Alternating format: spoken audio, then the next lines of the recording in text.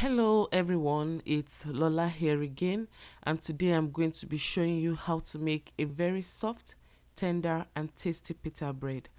All you need for this pita bread is a couple of pantry ingredients, a little bit of time and a little bit of effort, and your pita bread is going to be ready in less than 2 hours. So let's get started. The first thing I'm going to do is to make a kind of sponge, and for that I'm going to be using a little bit of warm water, some sugar, yeast and some flour. Now mix this together until everything is well combined. I'm going to be covering this at this point, and I'm going to be leaving this for about 10 minutes so that this yeast can bloom. So this mixture has been resting for 10 minutes now, and as you can see the yeast has already bloomed. So at this point I'm going to be adding my all-purpose flour, a little bit of salt and some olive oil. Now mix this together very well until a kind of shaggy mass of dough is formed.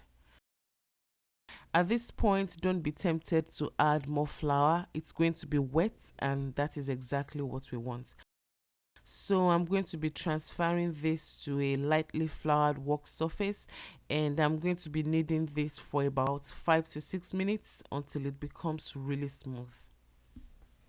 So during the kneading process, it's okay to add a little bit of more flour, but try as much as you can not to overdo this, because if you do, the dough is going to become very hard, and we don't want that. We want our dough to be kind of wet, because that is going to help to form the pockets by the time we put the dough in the oven. So my dough is now ready. As you can see, it's really very soft and kind of wet, but it's really smooth. This is exactly what we want. Like I said earlier, this is going to allow us to achieve that desired pocket in our pita bread. I will now be taking this inside my glass bowl, and I'm going to be rubbing it all around with a little bit of olive oil. This is going to prevent the dough from forming a crust. At this point, I'm just going to be covering this, and I'll leave it in a warm place to rise for 1 hour. So here we go. This dough has been resting for about 1 hour now, and as you can see, it's looking really good. It has risen about 2 or almost 3 times its original size. At this point, I'm just going to punch down this dough to remove the excess trapped air, and I'm going to be transferring this dough back to my work surface. Now I'm going to be dividing this dough into 8 parts. Just take this dough one at a time and begin to roll it out into a circular disc. The wider you roll this dough, the thinner your pita bread is going to be. For me, I don't like my pita bread to be too thin, so I'm not going to roll it out too wide. But this totally depends on your personal preference.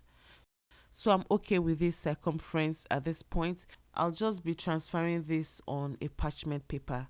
Now I choose to use a parchment paper because it's going to be easy for me to lift it up once I'm ready to cook my bread.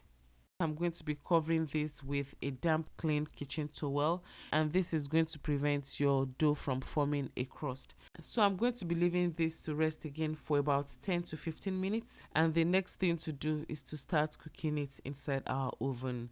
I already have my oven preheated to 475 degrees Fahrenheit. I also have my iron skillet in the oven. It's really hot right now. You can also use a tray if you don't have an iron skillet. It works just as well. And this bread should bloom after about 2 minutes. So let's watch. What I like to do at this point is just to get a good chair beside my oven and get myself a very cold glass of juice, sit down and watch as my pita pocket is forming.